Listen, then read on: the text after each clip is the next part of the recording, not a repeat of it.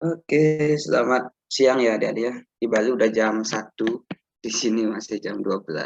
Makasih banyak adik-adik udah mau hadirnya, ada sekitar 40-an orang. Di sisanya seperti biasa bisa diakses lewat Google Drive yang udah tak bagiin, atau nanti kalau memungkinkan recordingnya aku akan masukkan ke YouTube biar adik-adik lebih hemat kuota, biar lebih ramah.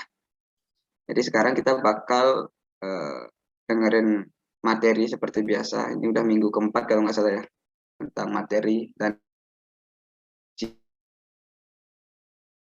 beralih ke sekarang masuk penelitian. Materinya hari ini adalah tentang penyusunan proposal. Nah, sebelumnya kan adik-adik udah diajarin gimana caranya cari ide, kemudian udah difasilitasi juga untuk konsultasinya. Konsultasi ide untuk mematangkan biar idenya siap dijadikan atau dikembangkan ke dalam bentuk proposal gitu. Nah, sekarang adik-adik biar setelah punya ide akan diajarkan gimana caranya menulis proposal. Setidaknya bagian-bagian dalam proposalnya itu akan diberitahu gitu. Jadi adik-adik ada pedoman, dan nanti akan kami untuk format. Jadi kan nanti kami sedang menyiapkan web, doakan biar webnya beneran jadi, karena masih terkendala dana dan juga waktu. Adik-adik doain aja biar sekolah kita dapat dana. Di sana nanti akan lengkap mekanismenya. Jadi adik-adik mengajukan judul, kemudian akan direview oleh mentor pembina. Setelah disetujui, akan langsung diarahkan ke Google Docs untuk membuat proposalnya. Nah, nanti akan diajarkan gitu kalau emang sistemnya udah jadi. Jadi doain aja biar cepat kelar. Nah, sekarang itu kan proposal. Kemudian bagi adik-adik yang idenya belum matang tapi sekarang udah belajar tentang proposal, jangan khawatir karena proses pematangan ide kita bukan sampai di sini aja gitu. Makanya besok aku coba fasilitasi sama teman-teman Kris untuk sesi konsultasi lagi. Jadi adik-adik yang belum matang idenya, belum benar-benar matang, bisa nanya-nanya lagi besok. Dan mungkin kalau emang perlu setiap minggu kita adakan untuk sesi konsultasinya, karena mungkin sangat penting ya, karena ide itu akan menentukan kualitas penelitiannya ke depan. Jadi harus benar-benar matang di awal. Nah, dan adik-adik sebenarnya kalau kepengen konsultasi itu di grup yang udah dibagiin aja, kan udah tak sebar tuh link-link untuk grup WA di tiap bidang. Ada MST, FTR, ISH, ada fiksi, ada versi kalau emang ada yang mau ikut gitu. Nah, itu kalau mau konsultasi tanya di sana aja. Di sana udah ada kakak-kakaknya yang emang sesuai sama bidangnya gitu. Soalnya ada beberapa yang ngechat aku belum sempat bales gitu. Soalnya mohon maaf karena masih ada hal lain yang harus diurus. Jadi kalau adik-adik ada yang ngejapri atau nge-PC aku, kemungkinan besar nggak akan dibales. Begitu pula mungkin kakak-kakak yang lain.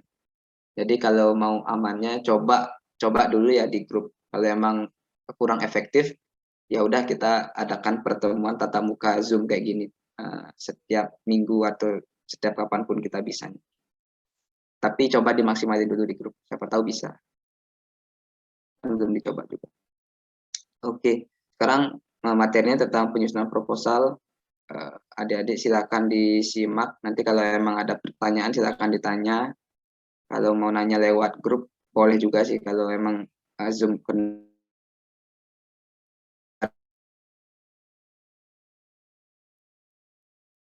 silakan di share screen materi. Oke, makasih banyak Kak. Suara Adik terdengar jelas kan Kak ya? Jelas sama.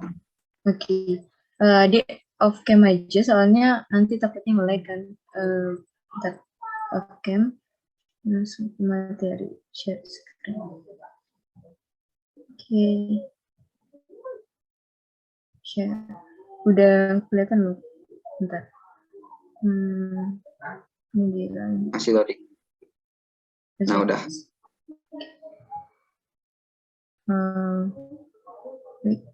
Di hide aja.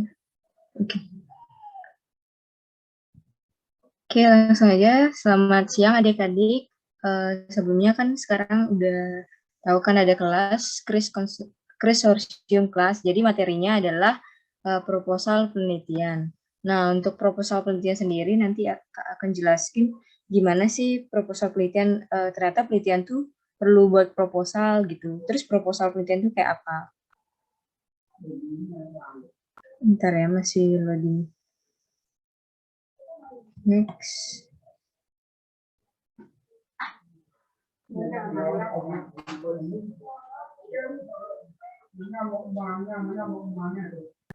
Oke. Nah, proposal penelitian. Proposal penelitian itu sih pengertiannya ya secara dijabarkan oleh ahli. Biasanya para peneliti itu proposal penelitian itu adalah pedoman yang berisikan berbagai kegiatan serta langkah-langkah sistematis yang diikuti oleh seorang peneliti dalam melaksanakan suatu penelitian. Tapi kalau secara sederhananya itu istilahnya rancangan penelitian ya. Jadi adik-adik sebelum melakukan penelitian itu membuat proposal atau rancangan penelitian itu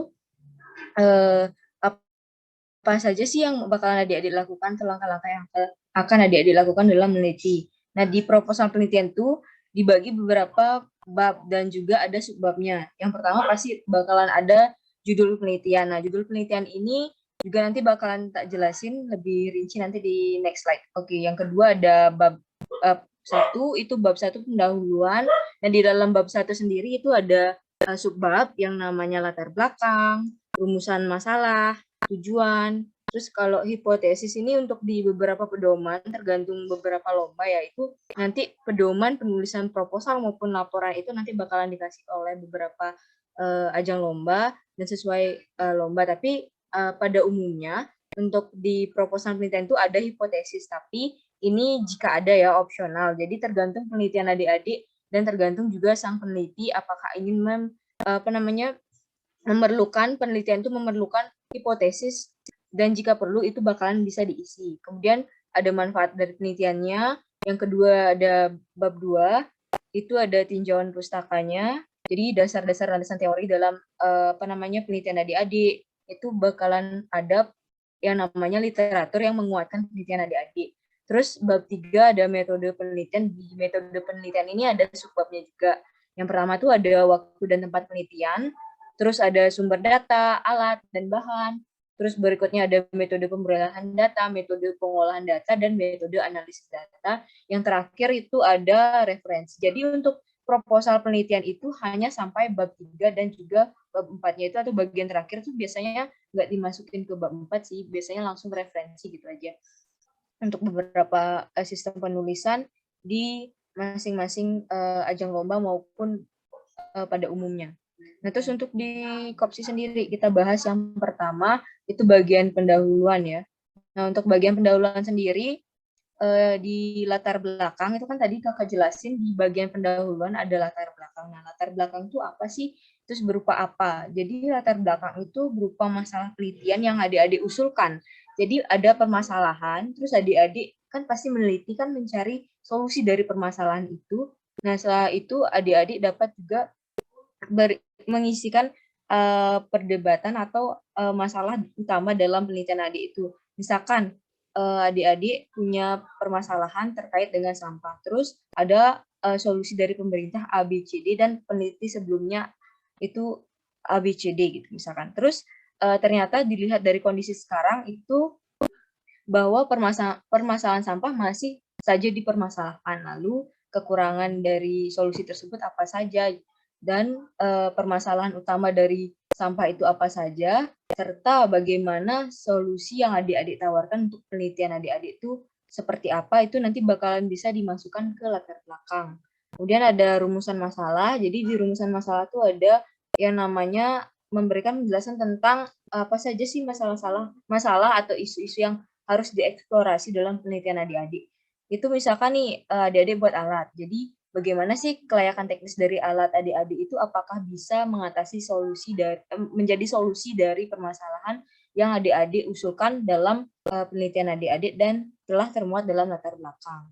Kemudian ada tujuan penelitian. Nah, tujuan penelitian ini maksudnya kan tadi udah ada rumusan masalahnya. Ternyata rumusan masalahnya 1, 2, 3 gitu. Terus tujuan penelitian dari adik-adik apa? Misalkan bagaimana kelayakan teknis, berarti adik-adik tujuannya adalah mengetahui bagaimana kelayakan teknis dari alat adik-adik sendiri. Jadi antara rumusan masalah dan tujuan penelitian itu mereka saling berhubungan dan berkaitan gitu. Terus ada hipotesis, ini kan opsional ya tadi. Terus ada manfaat penelitian. Nah, ini ada contoh bagian pendahuluan, ini khususnya di latar belakang. Nah, seperti yang kakak bilang tadi, di sini juga ada masalah yang adik-adik usulkan. Nah, di masalah yang adik-adik usulkan untuk penelitian sendiri nanti bakalan ada bagaimana caranya menulis. Itu biasanya sistem segitiga terbalik ya, jadi dari yang umum mengkhusus hingga mengkerucut. Jadi bagaimana sih caranya menulis agar latar belakang itu menjadi terperinci dan juga memfokus pada permasalahan yang adik-adik angkat. Selain tentang latar belakang juga sistem penulisan nanti bakalan kita bahas. Mungkin adik-adik ada yang ingin bertanya nanti. Lalu bagaimana caranya menulis citasi dan lainnya.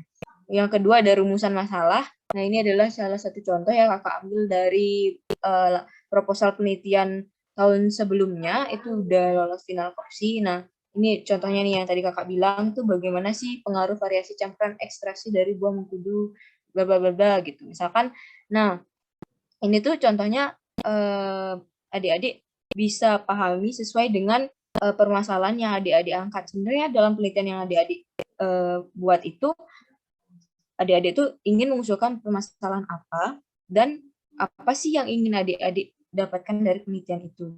Kemudian tujuannya juga ini, jadi bisa dilihat ini kan ada kaitan antara tujuan dan juga rumusannya. Jadi mereka tuh saling berkaitan. Jadi tujuannya itu adalah menganalisis pengaruh variasi campuran ekstraksi. Nah, di atas bagaimana pengaruh variasi campuran ekstraksi dari buah mengkudu.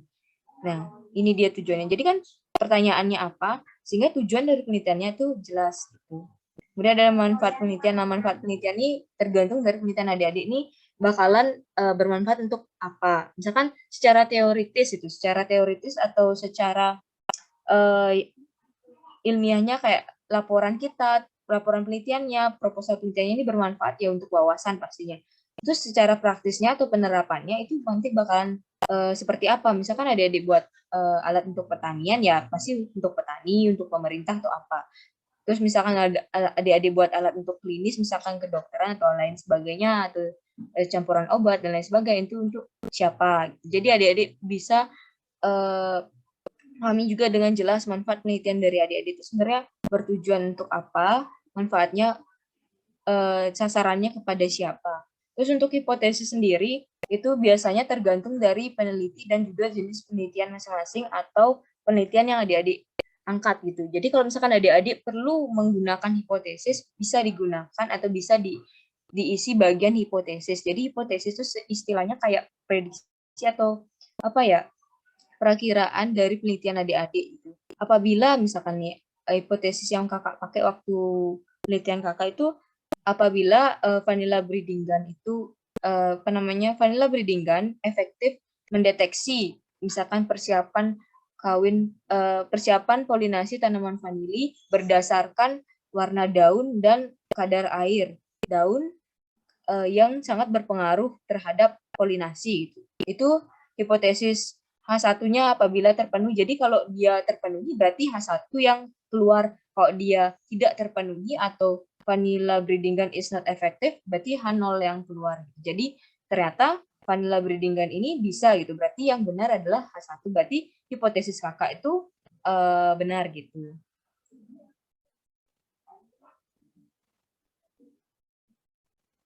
Nah, berikutnya ada tinjauan pustaka. Ini bab 2-nya ya.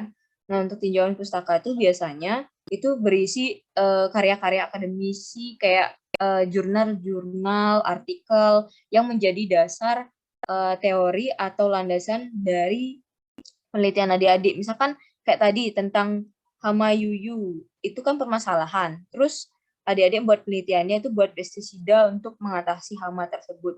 Nah, terus pestisida itu untuk tanaman apa? Misalkan tanaman padi atau apa. Terus kandungan dari pestisida yang adik-adik buat itu adalah berbahan dari mengkudu dan pepaya. Nah, nanti di tinjauan pustaka adik-adik akan mencantumkan yang namanya literatur ataupun artikel jurnal yang menjadi dasar teori dari penelitian-penelitian orang lain sebelumnya, di mana penelitian orang lain itu mengandung misalkan bahwa buah mengkudu itu mengandung zat ABCD misalkan. Itu yang mendasari penelitian adik-adik bahwa zat mengkudu zat yang terkandung dalam buah mengkudu itu bisa dijadikan pestisida gitu. Jadi itu bisa menguatkan penelitian adik-adik. Ini contoh literatur reviewnya ya. Ini kakak ambil dari salah satu proposal. Nah ini contohnya.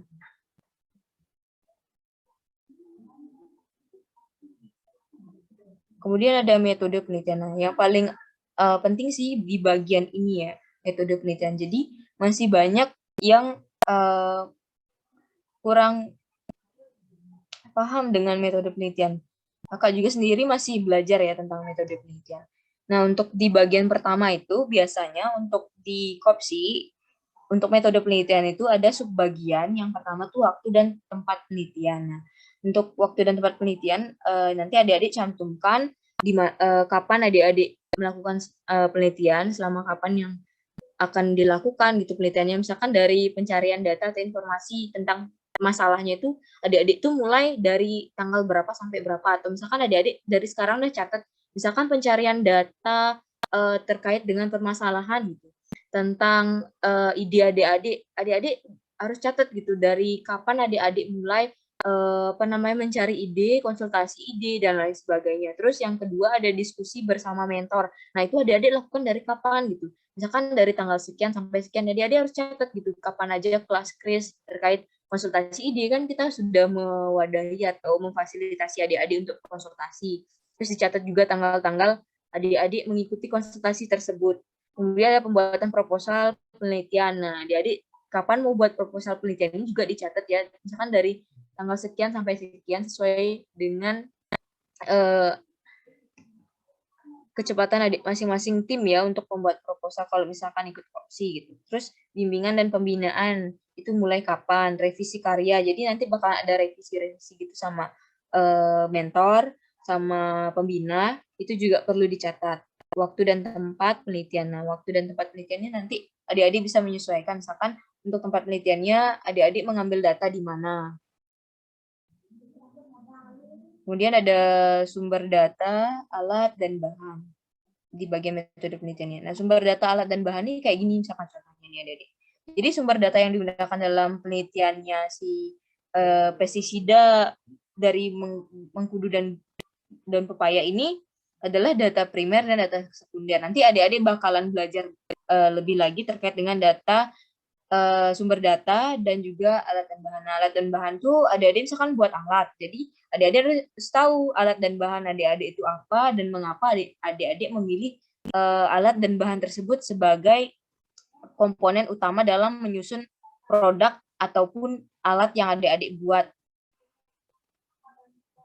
Nah, untuk di penelitian IHSH nanti mungkin kita diskusi lebih lanjut lagi seperti apa sih susunan dari bagian alat dan bahan, karena biasanya untuk alat dan bahan dari penelitian IHSH itu jarang ya karena banyak kan analisis. Kemudian metode pengumpulan data, pengolahan, dan analisis data. Ini misalkan kayak gini. Jadi ada beberapa metode yang adik-adik perlu pelajari. Gitu. Jadi adik-adik perlu belajar dasar metodologi. Nah, di sini dia menggunakan pengolahan data. Di sini di proposal ini metode pengolahan data dan analisis datanya kayak gini. Jadi pengolahan datanya itu pakai misalkan ini menggunakan eksperimen. Jadi ada beberapa penelitian yang mungkin menggunakan eksperimen ya, karena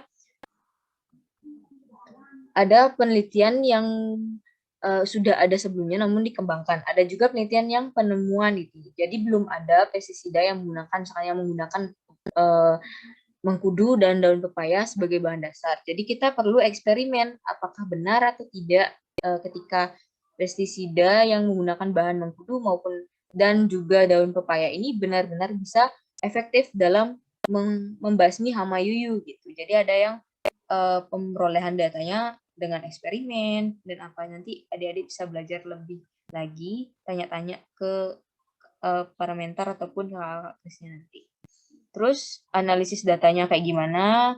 Nah, di analisis data sendiri ini ada banyak jenis ya cara adik-adik untuk analisis. Misalkan nih kalau di sini dia memakai metode analisis data ANOVA ya. Untuk menguji hipotesisnya. Jadi kalau misalkan adik-adik pakai hipotesis, nanti diuji di sini. Oh, dari data yang adik-adik peroleh, itu nanti misalkan adik-adik sudah melakukan penelitiannya. Nah, data yang adik-adik peroleh itu diuji dengan ini, analisisnya ini. Ternyata ketika hasilnya benar bahwa pestisida ini dapat membasmi hama yuyu, berarti hipotesis adik-adik terpenuhi gitu. Kemudian yang terakhir ada reference atau bagian bab 4 ya, referensi. Nah, untuk referensi sendiri ini ada aturannya juga adik-adik. Jadi sesuaikan dengan pedoman nanti ketika mau ikut kopsi, nanti ada beberapa pedoman terkait penulisan. Baik itu dari penulisan yang sumber adik-adik masukkan ke bagian reference atau referensi ini, itu ada jenisnya, misalkan penulisan referensi dari buku itu seperti apa. Terus penulisan dari referensi berupa jurnal itu seperti apa. Ini misalkan nih kayak ini. Ini tuh buku ya. Ini ada halamannya gitu misalkan. Terus apa namanya, nama pengarangnya, tahunnya, terus judulnya apa, terus ini jurnalnya, jurnal apa, terus dari halaman berapa. Terus ada yang buku, ada yang apa namanya, kayak ini jurnal biasanya sih, kayak skripsi gitu dia. Ada doinya.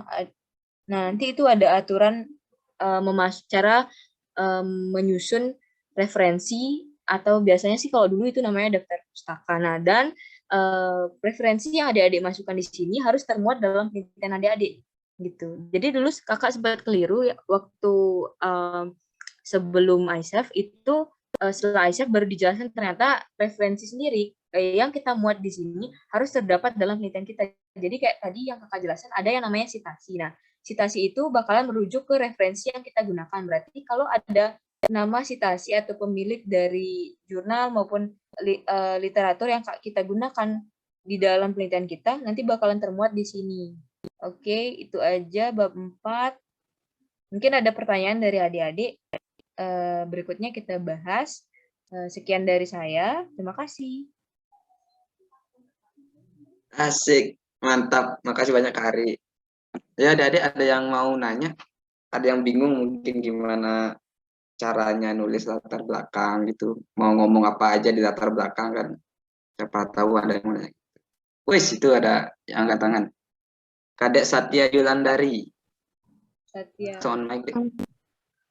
Baik Kak, terima kasih atas kesempatannya Kak. Jadi sebelumnya ada izin bertanya Kak, di metode penelitian Kak.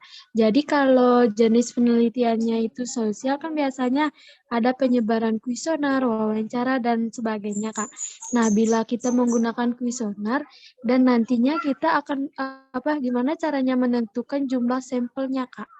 Itu adik masih bingung Kak. Misalnya nih jumlah yang akan kita yang akan kita kasih kuesioner kepada masyarakat di desa adik misalnya Kak.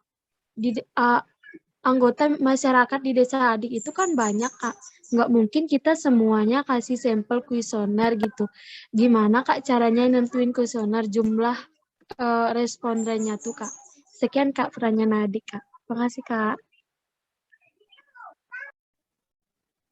Ari mau jawab nih? Kalau adik tentang penelitian ISH sih nggak terlalu ya Kak. Tapi pernah adik baca yang di metode sampling itu kayak ada yang namanya kayak sampling dadakan gitu loh Kak. Yang setiap yang ditemui itu menjadi sampel gitu Kak. Lupa tapi namanya apa ya? Pernah baca itu di bukunya Sugiono itu ada sampling tiba-tiba gitu kayak dia tuh nggak tahu pasti gitu berapa jumlah gininya, apa namanya ya, istilah tentang sampling. Nah itu dia nggak tahu pasti berapa jumlah sampelnya, tapi kalau bisa sebanyak mungkin itu bakalan lebih bagus. Jadi kayak gitu dia Kak di bukunya.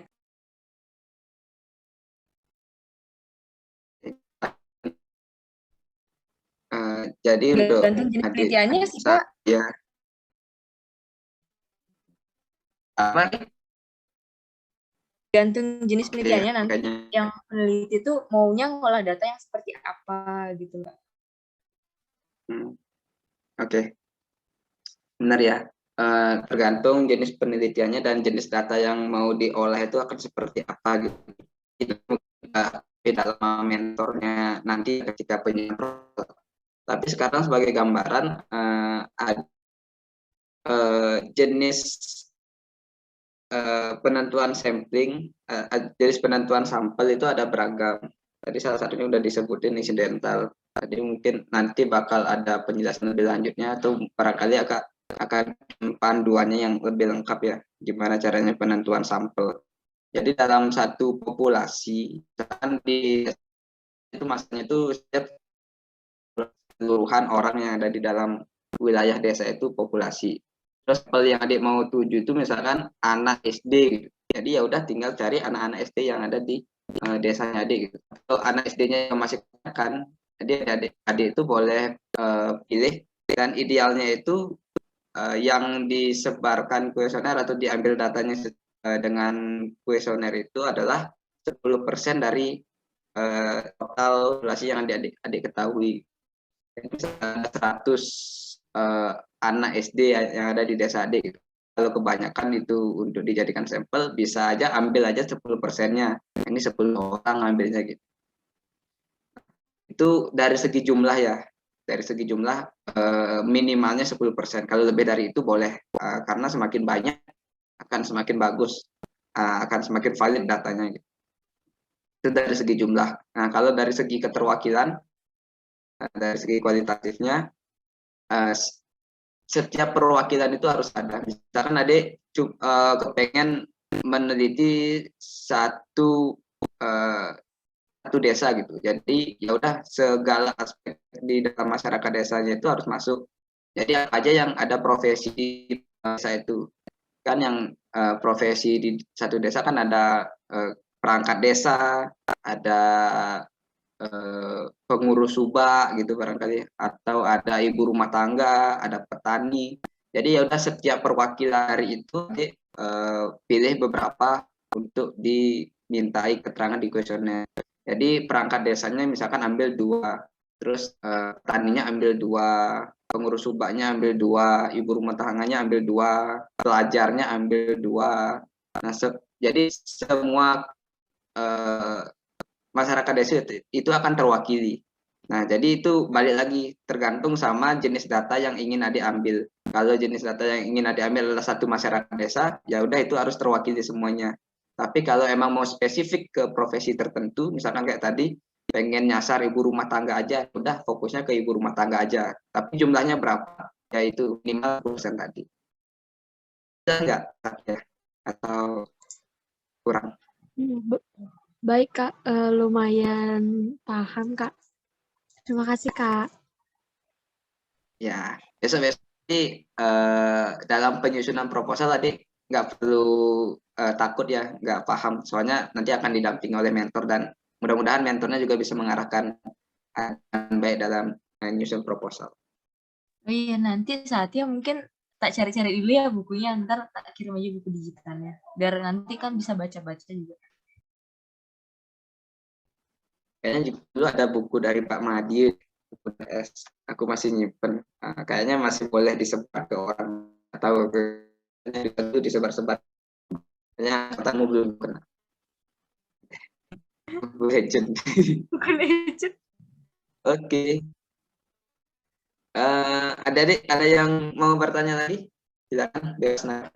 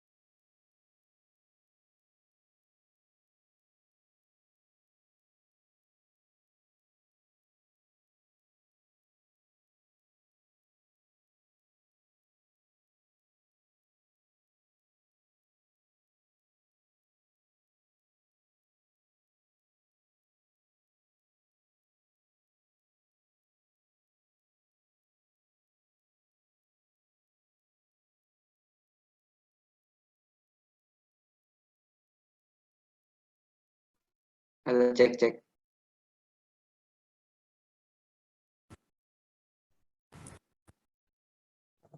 Halo Pak. Oke, ada yang mau nanya lagi?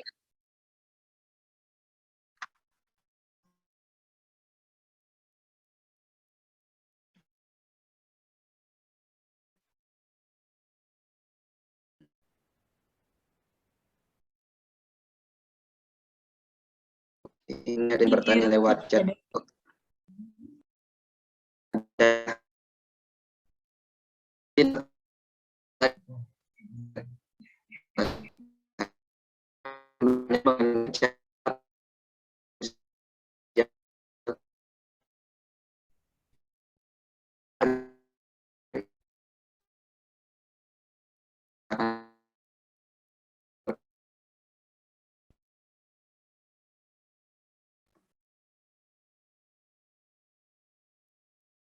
Hari.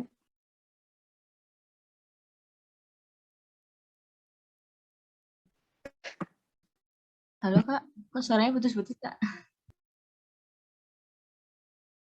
Itu langsung dijawab pertanyaannya. Kayaknya sinyalku kurang bagus. Oke, adik ulang coba. Izin bertanya Kak, maaf sebelumnya di channel chat karena sinyal adik kurang stabil. Mengenai cara penulisan latar belakang dari yang general ke khusus. Oh, berarti caranya nulis yang dari umum ke khusus hingga ke topik permasalahan gitu ya Kak? Oke, untuk Nabila, jadi untuk kakak sendiri biasanya kakak menggunakan metode segitiga terbalik gitu. Jadi kakak tuh sering pakai apapun gitu. Misalkan ada buat esai, misalkan buat apa gitu, yang topik permasalahan itu kayak study case atau minta buat laporan di kelas juga kakak pakai metode yang sama. Jadi kayak segitiga terbalik dulu. Jadi adik-adik tulis dulu poin yang bertentangan gitu. Jadi di sebelah kanan kakak itu biasanya nulis topik permasalahan yang akan kakak buat dalam penelitian kakak. Misalkan adik-adik pengen buat terkait dengan permasalahan sampah. Terus di permasalahan sampah itu apa saja sih permasalahannya, di list dah 1, 2, 3, 4, 5 sampai berapa permasalahannya. Terus di sebelah kiri itu kakak buat penanganan atau solusi yang diberikan dari pemerintah, dari penelitian sebelumnya. Jadi di list. Nah, terus ketika sudah ketemu antara permasalahan dan juga solusi yang diberikan oleh pemerintah maupun peneliti sebelumnya itu nanti kita bandingkan. Terus setelah selesai baru kakak cari info terkait permasalahan sampah misalkan gitu. Jadi kita cari berita terkait dengan permasalahan sampah yang ada sekarang ini. Jadi baru kita lihat di sana analisis bahwa gimana sih permasalahan sampah dengan solusi yang diberikan sebelumnya dengan kondisi saat ini. Apakah ada ketimpangan atau solusi tersebut kurang efektif nggak ketika ternyata di informasi terbaru atau terkini terkait dengan permasalahan sampah itu masih saja ada atau masih kurang efektif solusinya, berarti itu merupakan salah satu kondisi bahwa ada permasalahan yang bisa adik-adik teliti. Nah, dari sana adik-adik bakalan tahu dah bakalan mulai dari mana gitu. Setelah tahu itu, baru adik-adik masuk ke penjelasan umum dulu bagaimana kondisi sampah yang ada saat ini dengan sebelumnya gitu, misalkan meningkat atau apa. Setelah itu baru masuk ke permasalahan sampah yang seperti apa. Lalu adik-adik spesifik kepada beberapa permasalahan saja misalkan gitu. Terus baru masuk ke solusi yang diberikan pemerintah atau misalkan peneliti sebelumnya atau ada beberapa solusi yang ditawarkan gitu. Seperti apa solusinya, lalu penerapan solusi itu seperti apa. Ternyata masih kurang efektif. Jadi topik permasalahannya itu di sana. Lalu adik-adik ingin memberikan solusi yang bagaimana dalam penelitian adik-adik baru dijelaskan pada bagian akhir sehingga terperinci dia inti permasalahannya apa dan yang ingin adik-adik teliti atau berikan solusi dari permasalahan itu seperti apa. Itu aja sih Kak, mungkin kakak-kakak ada tambahan. Adiknya aman? Jelas nggak penjelasannya tadi? Nabila.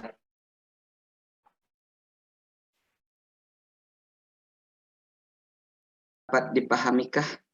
Oke, udah jelas katanya, Rik. Aman. Oke, dari adik-adik yang lain ada yang mau nanya? Silakan. Kayaknya kita bakal batasi aja sampai jam 2 WITA ya, 14 menit lagi. Jadi silakan bertanya selagi ada waktu.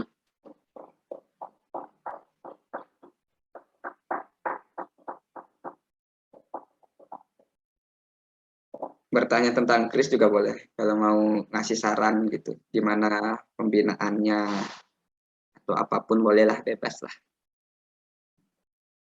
Tapi terutama ini dulu ya, proposal.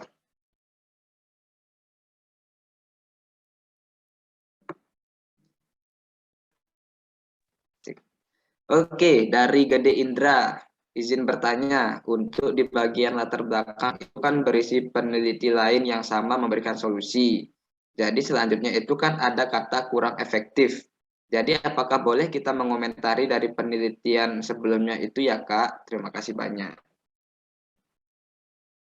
Kak Ari atau Kak Oki mana jawab? Silakan.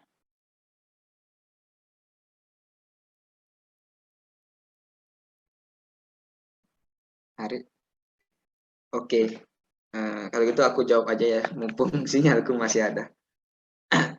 eh, ini salah satu opsi aja ya, maksudnya salah satu pilihan aja. Jadi boleh eh, menceritakan penelitian sebelumnya kalau memang sudah ada solusi yang serupa. Tapi kalau memang benar-benar sesuatu yang baru dan mungkin belum ada sama sekali, boleh dicari penelitian lain yang mirip gitu, tapi masih banyak kekurangannya. Masih ada kekurangannya, maksudnya bukan banyak. Jadi adik-adik itu bukan hanya kurang efektif ya bahasanya. Jadi dikaji mendalam apa yang kurang dari penelitian yang ada sebelumnya. Apakah itu mungkin terlalu mahal untuk dijangkau, atau mungkin proses produksinya terlalu lama, mungkin tidak efektif, atau mungkin untuk manusia gitu kan, punya yang susah dipegang atau segala macamnya yang terlalu panjang sehingga susah untuk diduplikasi atau diikuti oleh peneliti lain. Jadi adik itu pengen mengubah kekurangan-kekurangan itu.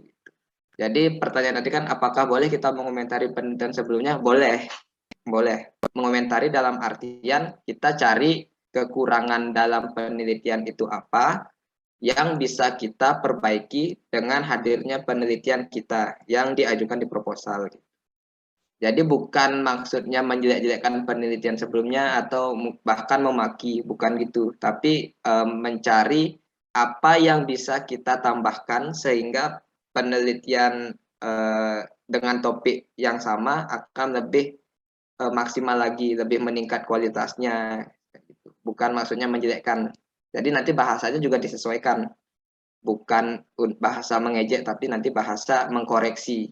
Beda antara mengejek sama mengoreksi. Nah, jadi itu tadi catatan penting kakak adalah apa saja yang bisa dikoreksi, banyak hal, banyak aspek, banyak segi.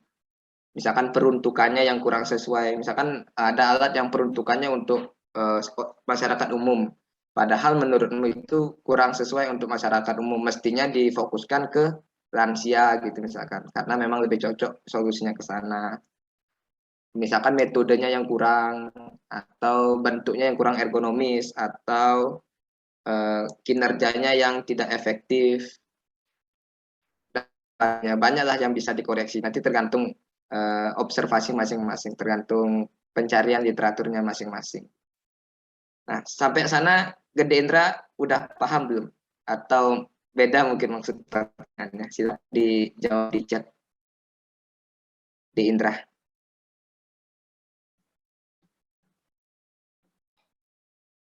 Oke, siap sudah. Sip. Oke, tak tunggu semenit lagi. Nanti kalau emang nggak ada pertanyaan, aku akhiri aja. Nanti mungkin karena adik dan terlalu tak tunggu sampai 13.53. Jadi nanti aku akhiri. Kalau memang yang nanya lagi.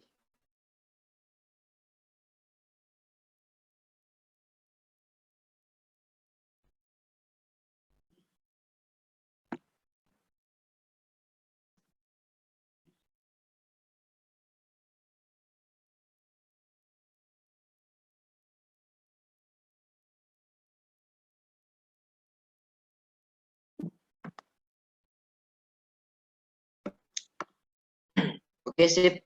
Sepertinya belum ada pertanyaan lagi. Jadi aku akan segera akhiri. Terima kasih banyak adik-adik atas partisipasinya. Semoga acara kita ke depannya akan semakin lancar lagi, dan yang paling penting